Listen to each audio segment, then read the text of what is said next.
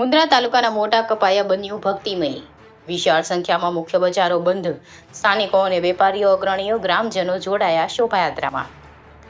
અયોધ્યામાં રામ મંદિર પ્રાણ પ્રતિષ્ઠા નિમિત્તે મુન્દ્રા તાલુકાના મોટા કપાયા ખાતે રામ મંદિરની પ્રાણ પ્રતિષ્ઠા તેમજ રામ મંદિરનું ભૂમિપૂજન અને ભવ્ય શોભાયાત્રાનું આયોજન કરવામાં આવ્યું હતું. અને મોટા કપાયા ગ્રામ મધ્ય નૂતન શ્રી રામ મંદિર ભૂમિપૂજન તથા 51 જોડી એકાદશીય કુંડી સીતારામ એ બાપનું આયોજન કરવામાં આવ્યું હતું. જ્યારે મોટા કપાયા રામમય બન્યું હતું. જય જોશી, મુન્દ્રા, કચ્છ.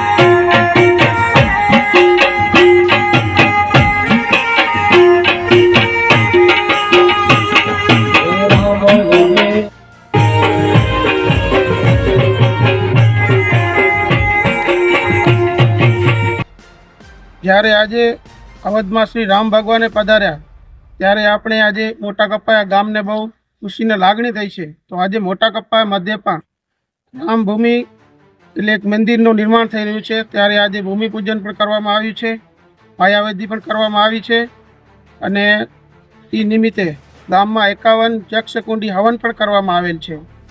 ત્યારબાદ બપોરના મહાપ્રસાદનો પણ પ્રોગ્રામ રાખવામાં આવેલ છે. ત્યારબાદ બપોર પછી ગામની બહેનોએ સત્સંગનો પણ પ્રોગ્રામ કર્યું છે ને સાંજે મહાઆરતી રાખવામાં પણ આવી છે ને ત્યારબાદ રાસ ગરબા પણ રાખવામાં આવેલ છે. ત્યારબાદ મહાપ્રસાદ પણ રાખવામાં આવેલ છે. કયા કાર્યક્રમ આયોજન કરવામાં આવ્યું હતું? આજે કયા કાર્યક્રમનું આયોજન કરવામાં આવ્યું હતું? ખાસ કરીને આજે શું આયોજન કરવામાં આવેલું હતું?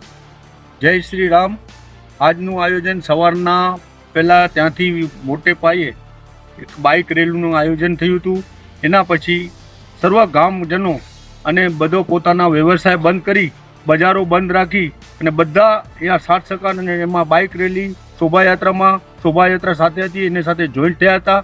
અને લગભગ 15-20 દિવસથી જે બાપા સીતારામ ગ્રુપ અને જય માતાજી ગ્રુપના જે યુવાન વર્ગ છે ખૂબ જ મહેનત કરી, ખૂબ જ એ કાર્યક્રમમાં સફળ બનાવવા માટે એટલી બધી મહેનત કરીને સફળ બનાવ્યું હતું ને બધા જોઈન્ટ થયા હતા.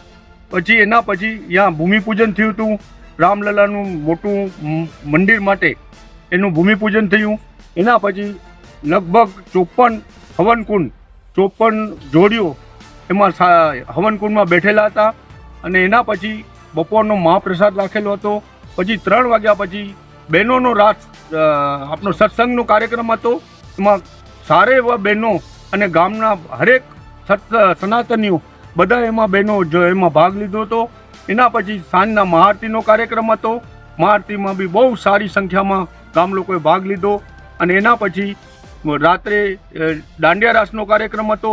એમાં બી સારી સંખ્યા હતી. અને રાત્રે એના પછી આપણે રાત્રિ ભોજનનો આ મંડળ દ્વારા અને ખાસ કરીને બાપા સીતારામ ગ્રુપ અને જય માતાજી ગ્રુપે બહુ જહેમત ઉઠાવી અને કાર્યક્રમને સફળ બનાવી. એમાં ખાસ કરીને આપણા પ્રતાપસિંહ અને ભરતસિંહ જેવા બહુ યુવાન કાર્યકરો જે મહેનત કરી છે એ રંગે લાગ્યું છે. એમાં ઘણા બધા કેટલાના નામ લઈએ, બધા એટલો સાથ સહકાર આપ્યો છે. જે યુવાનો છે પોતાના તન મન ધનથી બહુ ખૂબ મહેનત કરી અને બહુ સારા ગામમાં એવું ભવ્ય આયોજન કર્યું છે.